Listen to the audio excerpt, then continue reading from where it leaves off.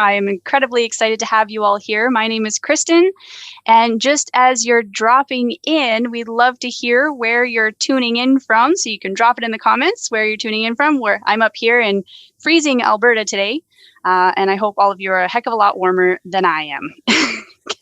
It's chilly. We had ice on the windows.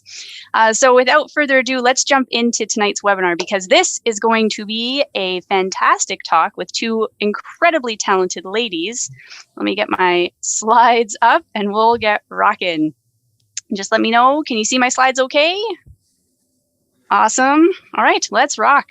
So tonight we are talking about work at home options for musicians and performers, and we have the lovely Dale Wilson Hatchell and Maura McCabe. And tonight we're going to discover how live entertainers can create passive revenue to augment their irregular income.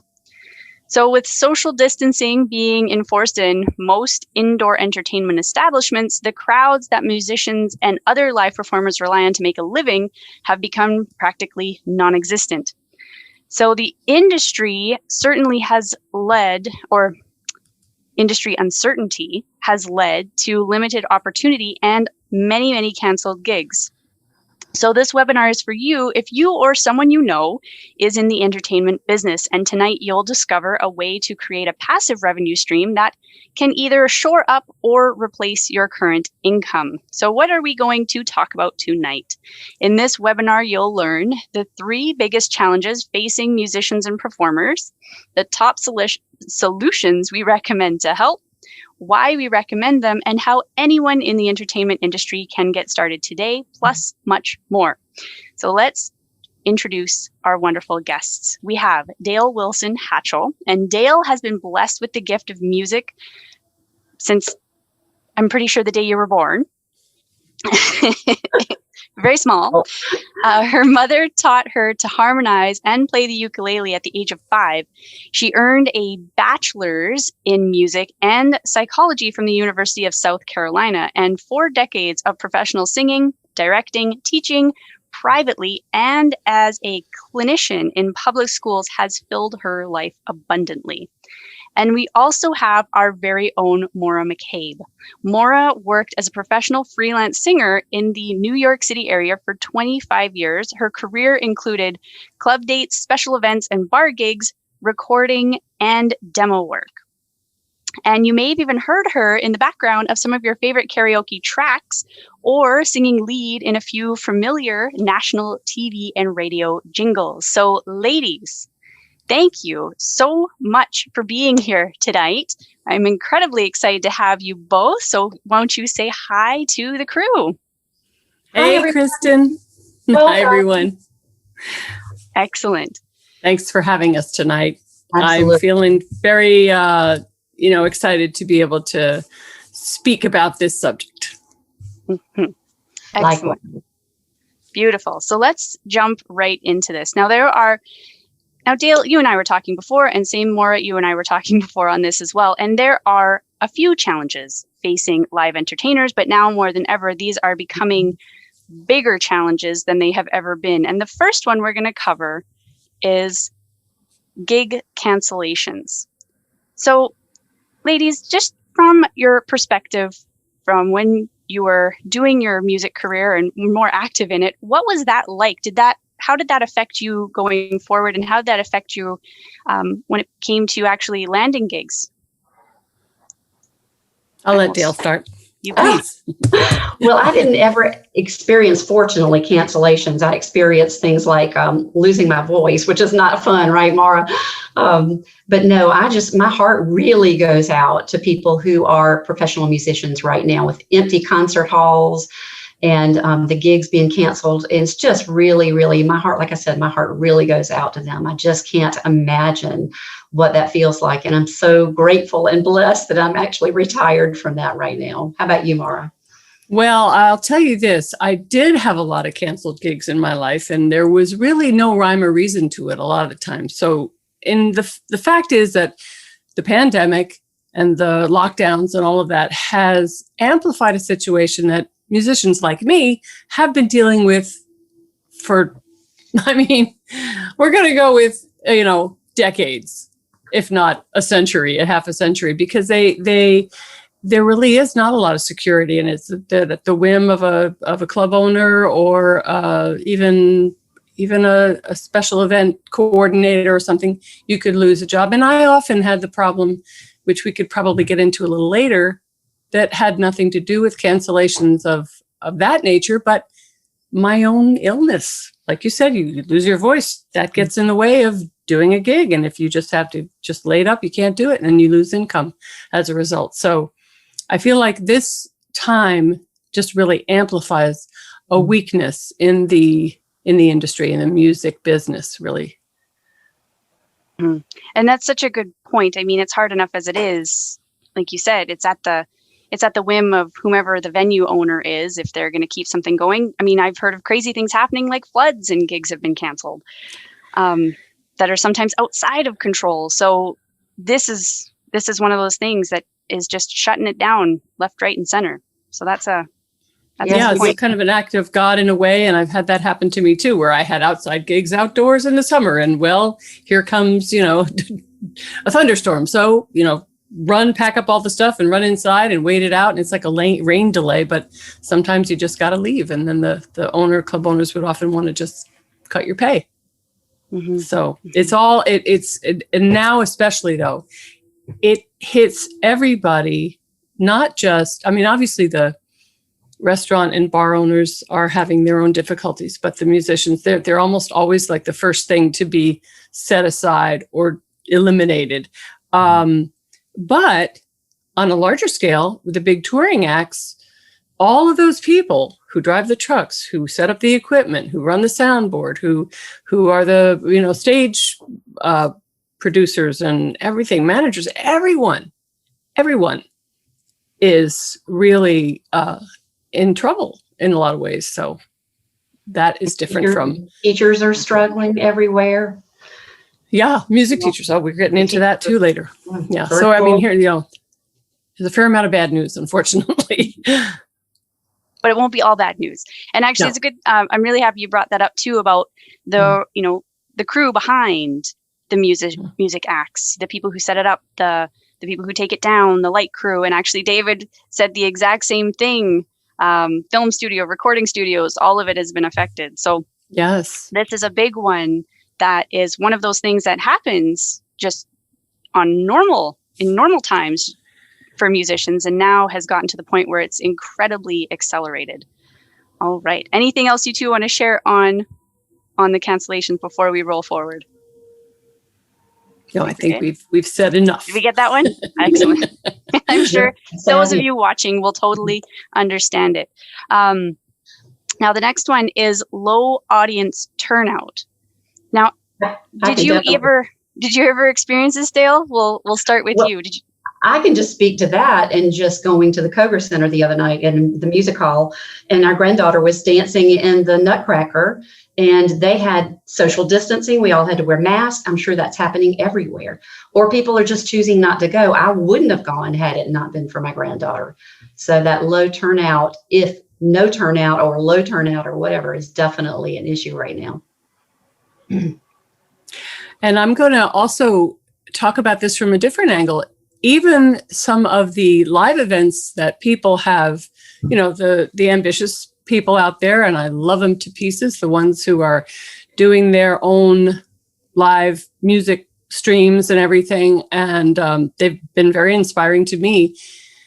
They're out there with maybe a little note about a tip jar or something, and they may or may not get anything from that. It's great if someone can be generous, or it's great if someone can even just give a little or a lot, but there's no guarantee. They might be good promoters, and they might be able to get some of their devoted fans on there to give them a little something, but still it's not the same.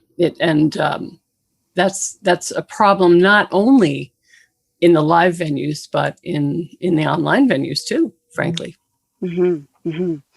And if you look at what a venue capacity can be and what it has to be now, that's a big cut. If you're looking at, 2 meters in distance between everybody, every other seat, that's, cutting at least everything into half, if not even a bigger chunk, which is... Yeah, we had to cancel we were doing a fundraiser in the local city up near me, and it was supposed to be, we had 1,000 tickets to sell, and then we were like, well, maybe you could sell 500. Well, then maybe you could sell 300. And then it was just like, no, we can't do it at all. We just had to stop.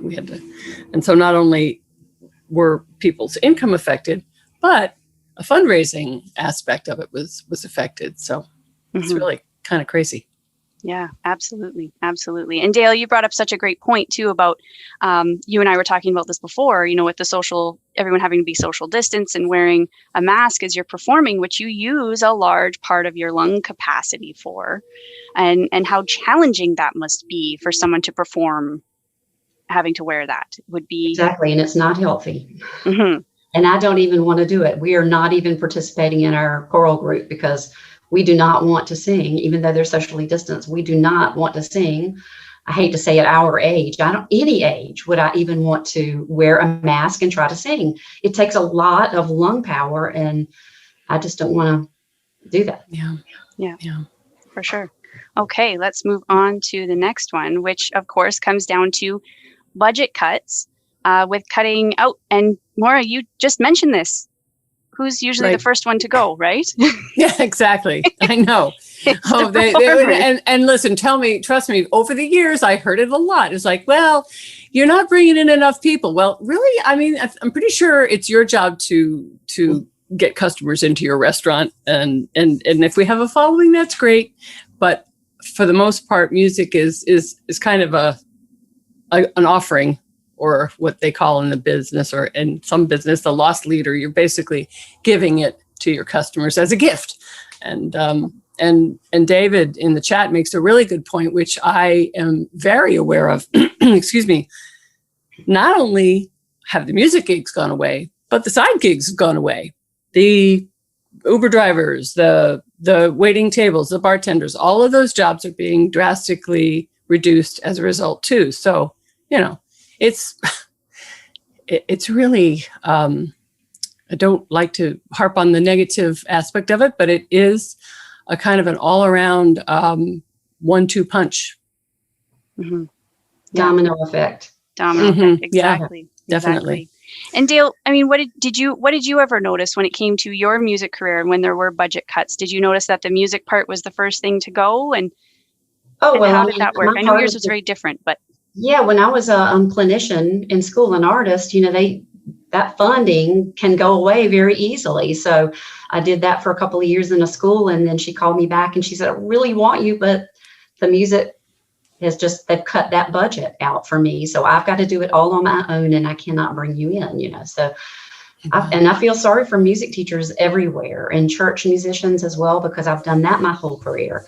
And I wonder what all this virtual the future for that is going to hold. And I'm certainly glad that I have another business now, an in-home business. Yeah, we can get into that in a minute. Which is exactly what we're getting to. So A lot of this has been doom and gloom and probably quite saddening, but luckily we are not here to spread doom and gloom forever. But we do want to touch on these because these are very real issues that people are struggling with right now. And I think it would be very insensitive of us to glaze over top of that. I think we do need to touch on them. So let's talk about the good stuff. What is exciting? What can we do about it? Because there are options. So 1 second, here we go. All right. So solutions we recommend. And Maura, I will let you take this one away. Okay. Of course, we'll wet your whistle. Yes, they got to do that. Okay. Of course, this is something that I noticed in the registration page, and the word jumped out at me, and I thought, is that a typo? But no, it's not. Most live entertainers have irregular schedules, and irregular was a word that was used to describe income. Well, they have irregular income too, but they have irregular schedules, and in some ways are hesitant about starting a business that may demand too much of their time. Because I know from experience, it's hard to do a normal job, especially if you're up until 1 a.m. or something when you're doing a gig in the kind of world that I was in. And I'm saying 1 a.m. being a little, I'm being generous. But we do recommend, for that reason and many others, online business opportunities that can be done. So here's some options that we can talk about. Now, I've heard of people doing affiliate marketing where there's products that they like and they get a little piece of what gets sold online. Software, network marketing is something we are going to talk about a little more. Virtual assistants, if you have those kinds of skills. Here's one, music teacher. Well, music teachers are doing classes and they're still teaching, but a lot of them are teaching online. Some of them are still teaching in person, but there's a lot of precautions that need to be taken, and it's harder. And the other thing someone pointed out to me, and I haven't experienced this myself very much, but Zoom is great, but it's really hard to play music together on Zoom. There's a lag time, and that's a problem. Being a podcaster, well, sure, but again, you have to build up a following. You'd have to build up your fans, just like you might in music, and that takes time. Business coaching, again, these are all great options. And blogger, if you're chatty and you like to write, great. YouTuber, again, you have to always work on getting your numbers up. So there's a lot to learn. Let's put it that way. Mm-hmm. There is. And two, Dale, just for a second here, when it comes to music teacher, have you done any music teaching online? I know a couple ladies who have, and they've made it work, but again, it has its restrictions. I know I do not, but my friends, I have several music teacher friends who are much younger and some who are like ready to retire because they're so frustrated about it. It is so hard. I know one of my friends has a music cart now, and because he's doing in school and virtual, and he's having the first time he doesn't have a music room anymore. So he has a cart, his music cart that he has to take around because the kids are staying in their classrooms. So it's just real frustrating. And like Maura was saying, you can't have children's choirs at all. You can be the only one singing, and they can be the only one singing, but they have to be muted because it's just chaos. Have either of you tried to sing at the same time with somebody on Zoom? It's just horrible. No, I have. Don't go there. We've tried to do happy birthday online on Zoom before, and it's disastrous. I just actually, as a side note, I stopped into my son's high school auditorium tonight for some other reason other than a school reason, really, but it was picture day. And they had the whole auditorium set up with, music stand 10 feet away, another music stand 10 feet away, another music stand. So in some sense, I guess they were preparing for the possibility of doing choral work, but the music stands are spread all over the auditorium in the seats.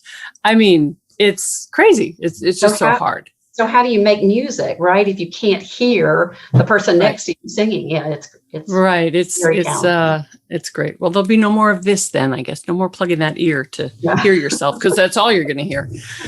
It's crazy. But we mentioned on the bottom, I don't know when we're going to get into it. Is this your slide, Dale? This one actually here, Dale. I'll let you take this one because this is where we're going to jump into the really fun stuff. Yes. So one particular path to becoming an entrepreneur that many of the experts recommend is to start a network marketing business. Yes. It has some of the best attributes of different types of online businesses listed above. And before I jump into that part, Dale, you and I were talking just before we jumped on live, and you said you had some of your skills transferred over so nicely into your network marketing business. Can you just share that transition and how that weaved in so incredibly well?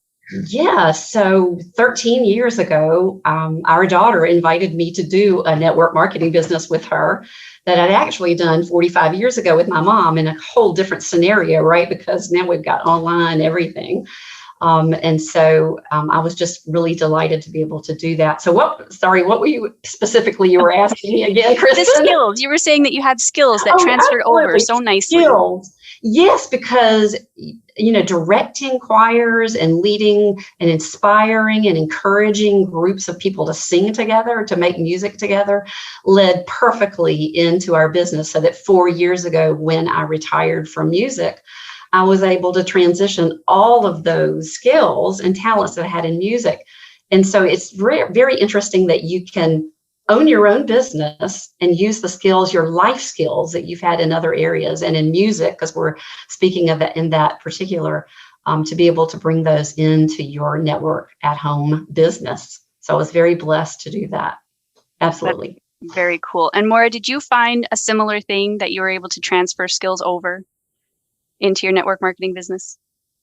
Oh, sorry, Kristen, I muted myself. I have what I think might be a sort of a backwards way of having looked at this, because my skills in music were always a little bit narrow.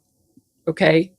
So I had a good voice and I could sing, but I wasn't necessarily a good presenter, performer, actor. You know, I have, stage presence. Okay.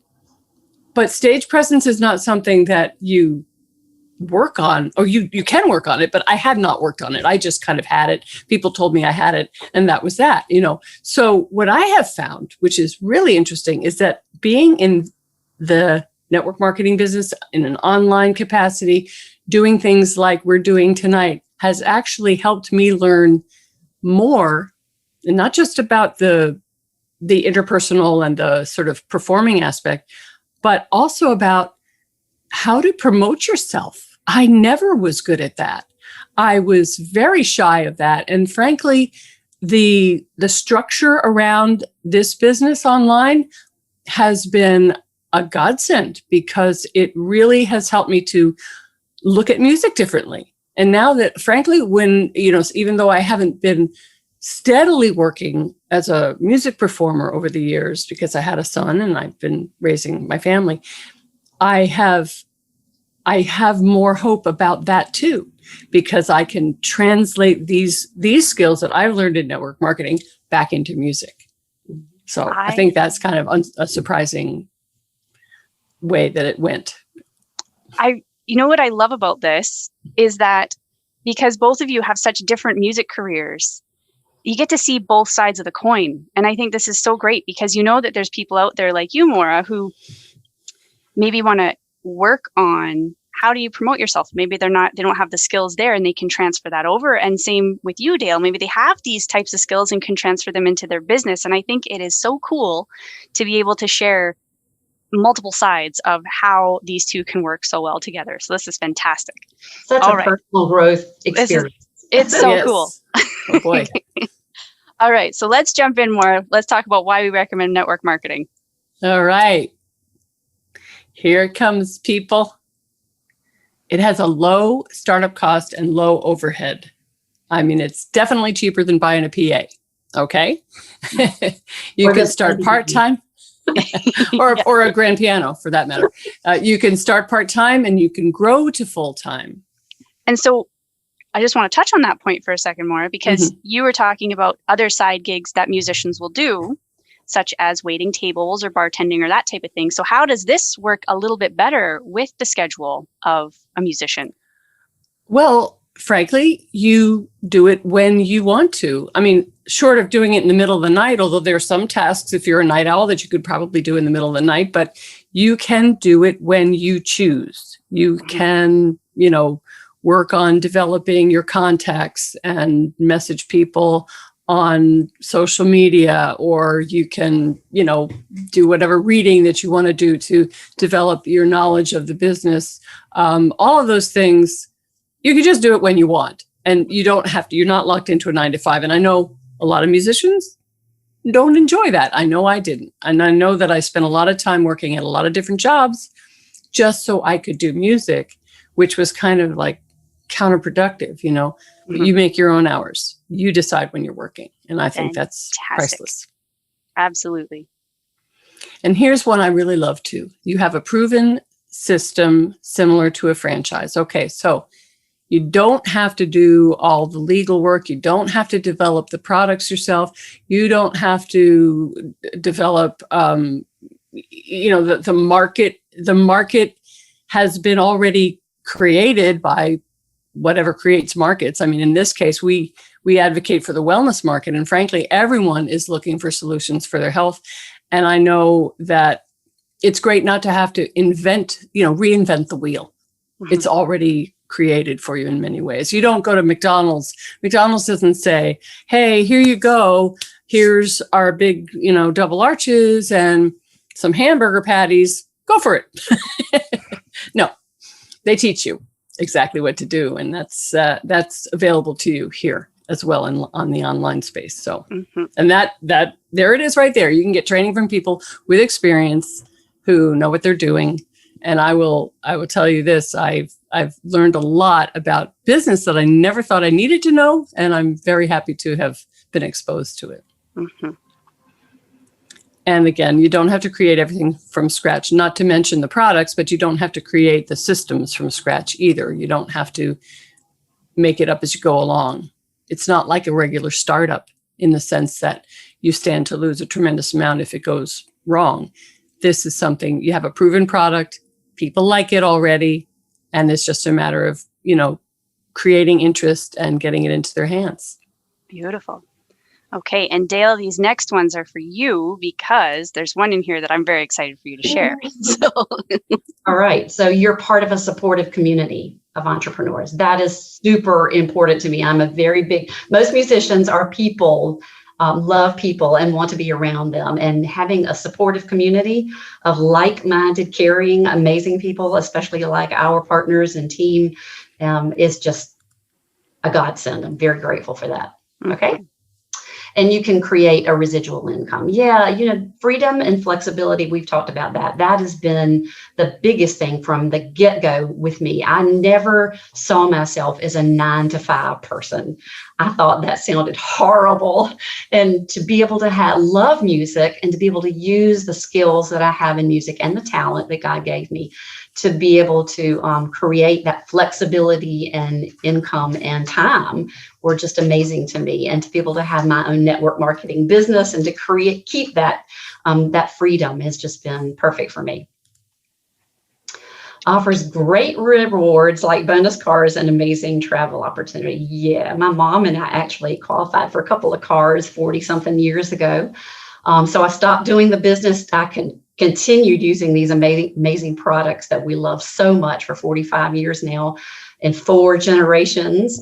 But in the last 13 years, since my daughter asked me to join her in this company, I think we've qualified for 7 or 8 trips.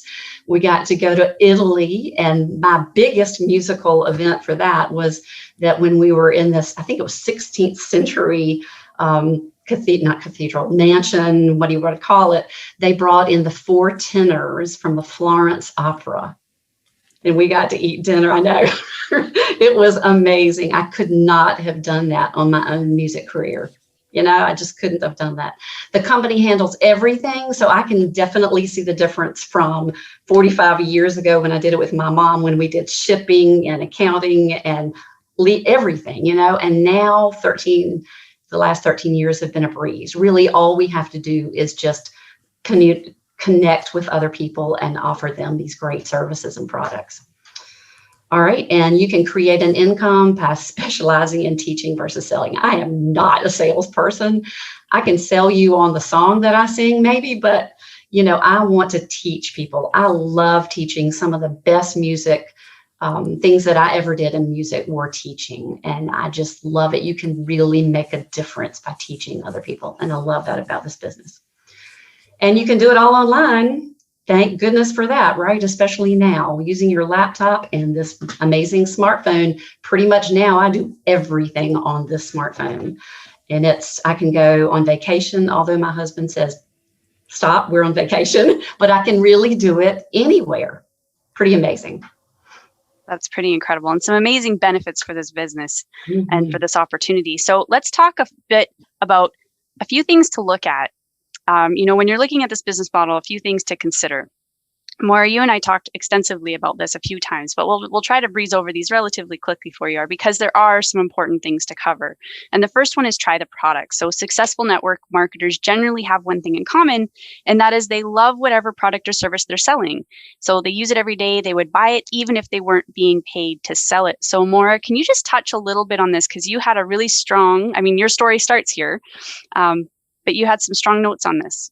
It does. And I have said that I've decided to sort of stop saying it, something very similar to that last sentence, which says, I would use it even if I never made another dime, or I would do this business. I would continue to use the products forever if I never made another dime. Well, I'm taking that back from the universe, because that's really not what I want to tell the powers that be. But I will say this: I never considered myself a salesperson. Any kind of sales job I ever worked in, I got laughed at by the other employees usually, because they made fun of me because I just really couldn't sell.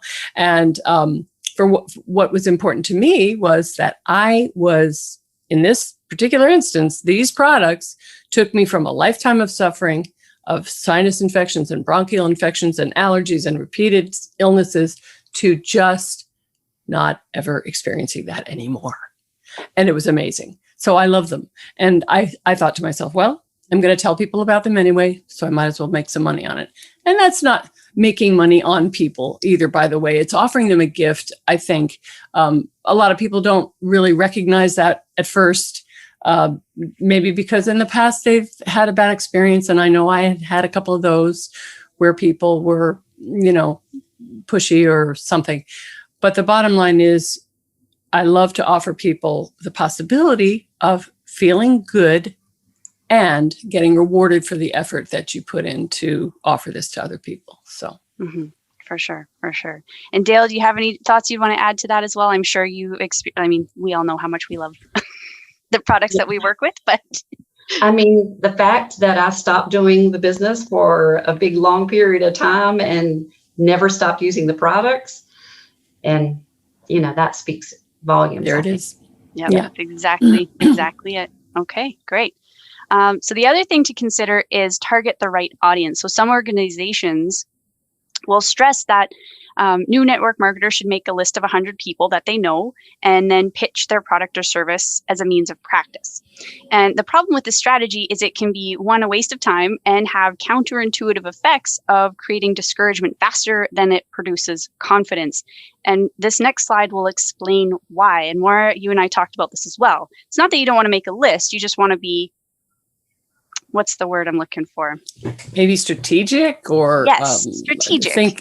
Think about people who really, have conversations that can reveal who might need what you have to offer. And in this case, obviously, we're talking about musicians, and that is an important, demographic right now. And it's one that really speaks to me, even though I'm not, again, fully gigging at this time. It's still something I know. And I've had conversations in the checkout line. I'm not going to lie, but they happened organically, and they happened because I was having a conversation with a person.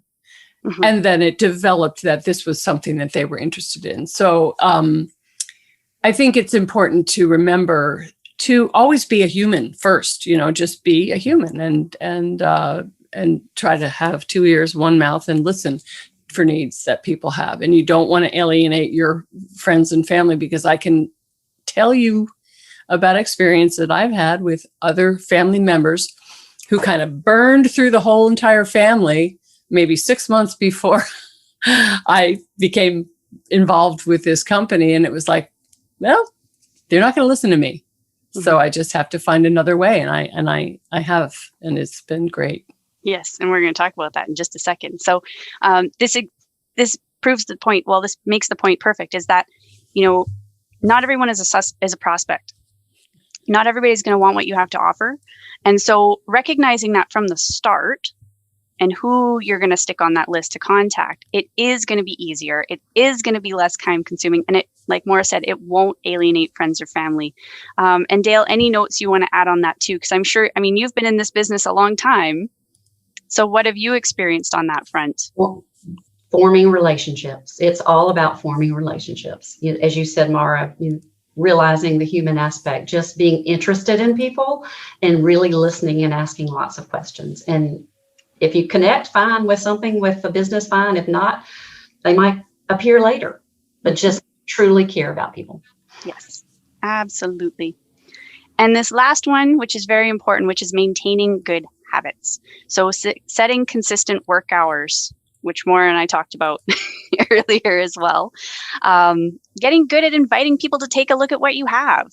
And in a way that, just like Dale is saying, where you're forming relationships with people and you're offering it to the right people. You're not just offering it out, as we say, willy-nilly. There's very much intention behind it. Treat your business like a business. This type of business, it can be very easy to look at it as a hobby and just do it whenever. But this is one of those opportunities where it's not a lot to get into. There's not a lot of investment, but there is so much potential. And when you can treat it like a business, you're going to be rewarded with it like a business. This next one is finding a mentor. And Maura, I just want you to touch a little bit on the importance of this, because you and I have experienced this and the importance of finding a mentor and what that means. And I know, Dale, you will have that too. So I'd like you both to just share a little bit on the importance of this part, because it's one piece that can be overlooked really, really easily.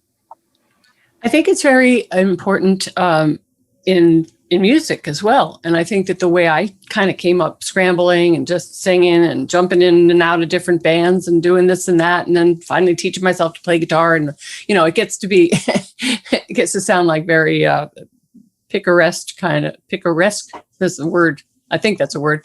Just a very long and crazy story. Whereas if in my music career I had mentoring of the right kind, it might have created a different result. And I think that's so important here, because you don't know what you don't know. Okay. A lot of adults sort of, I heard something the other day that struck me. They sort of suffer from a syndrome of I already know that, or I already know that. I already know about that. And you can't tell me anything. And this is a problem for going forward and succeeding in different things. I think finding the right mentor, with someone with whom you resonate, someone who can give you guidance and kind of call you out too sometimes when you're not maybe, being as honest with yourself as you could be about what's going on. And honestly, there are a lot of great people like this in the music business now. And I have actually kind of gotten very interested in a few online music marketing trainers. And they're the best of them have this same kind of characteristic, is they're there for you. They're not pushing you into anything. They're calling you out when you're not being honest with yourself, and they're showing you the way. And it's your choice whether or not to follow their advice. And honestly, I think that's just so valuable, to find a mentor that you can resonate with and you can listen to and can guide you and allow yourself to be guided. Mm-hmm. And that's such a good point, is, your mentors, people who've done it before, they've gone through it. So let's skip the mistakes they made. And that's the whole point of being a mentor, is to help other people bypass those mistakes that you've made, maybe. Yeah. So that you can have a much more positive experience. And Dale, how would you, because I know this one is so critical, how would you put mentoring, and what has it made a difference for you as well? So as a musician, I've had probably 6 vocal coaches, instructors, professors, maybe more through the years, and choral directors as well, who've been amazing mentors to me. So I know the value of that. Also in directing music, I've had a couple of mentors in church music who've just saved my life so many times. Yes. My husband is a John Maxwell coach, and he is a huge inspiration to me every day to live with a coach. It's just pretty amazing. And then I have a team and a partner that mentor me. And I also have a group of sisters in this network marketing business who are not even related to my business, who are about in the same area of their business that we are, the same level. And I just value so much their mentorship and their friendship. So absolutely a big plus. Yeah, it makes a big, big difference. So when looking at something like this, these are the things that you definitely want to consider. And the last one, of course, is make time for personal development. This is a business. Music is a business too, where you need to grow, you need to expand, you need to be in that what's called a growth mindset, so that you can explore different ways of doing things, different, whatever it might be, but so you can grow into the person and be who you want to be, and develop the business that you want, whether it be in the music industry or in network marketing, and it ties into both. Absolutely.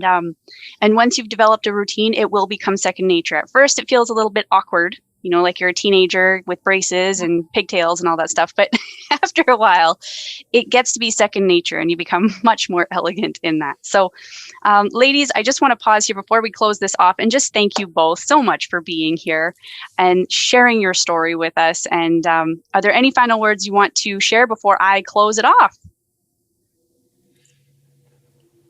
It's been a real joy. It's been a real joy. I'm the oldest here, right? It's been a real joy and blessing to be here. Thank you so much for inviting me. To anybody who's a musician, please take a look at this opportunity because it is such a gift, especially right now and looking forward to the future. Like, I think it was 4 years ago, my husband was ready to retire and was kind of worried about it. But then when we looked at his retirement and my income from the business, he's like, it's a no-brainer. This is great. So it's been a huge blessing for us. And I have to say, I'm always thrilled to be involved in anything with the work at home team and everything. I love all the content that you provide. This one meant a lot to me, and I frankly was a little anxious about it because it means so much to me. And it means a lot to me because even though I personally am not deep in the depths and the grind of working in the music business anymore, I still see my friends out there struggling, and it hurts. And I don't want them to hurt anymore. And I also want them to be well. And that is maybe an unexpected or an expected byproduct of being able to be involved with a great business and a great supplier like this. So thank you, Kristen, and thank you, everybody, for listening and joining us tonight. It's been a lot of fun. Awesome. Thank you both so much. So let me just end it off because you're probably wondering if this has resonated with you, how do I look at something like this? So let's quickly talk about how to get started. So if you are curious, here we go. If you're curious about how you can experience the benefits of becoming an online entrepreneur, what I do is I invite you to take a free, no-risk tour of our business center where you can explore the opportunity to get ahead with an online business that you can run from your laptop and your smartphone. And in the tour, you're going to discover the market that is experiencing phenomenal growth worldwide, which Maura mentioned is in the health and wellness side of things. The high quality consumable products our customers buy from us online. How you can create sales without having to be the salesperson, which is a big one for me. And I know is a big one for Maura and for Dale because we are teachers. That's just how we roll. The 60-year-old supplier that we've partnered with and the business model, our competitive advantage or our secret sauce, some of the fabulous benefits that we spoke about, like expense paid travel, car bonuses, income, flexibility, security, and so much more. How you can do it in your spare time, and most importantly, how you can start on a budget. So to get that, please get in touch with the person who invited you to this event and ask them if you can take a tour of their business center, and they would be happy to guide you and show you what this is all about. So thanks again for joining for this webinar. This is the last one of 2020, and I think what a way to kick it off or to, to kick it out of here. And we will see you in the new year with some more work at home stories, work at home webinars, and helping you discover new possibilities for getting ahead.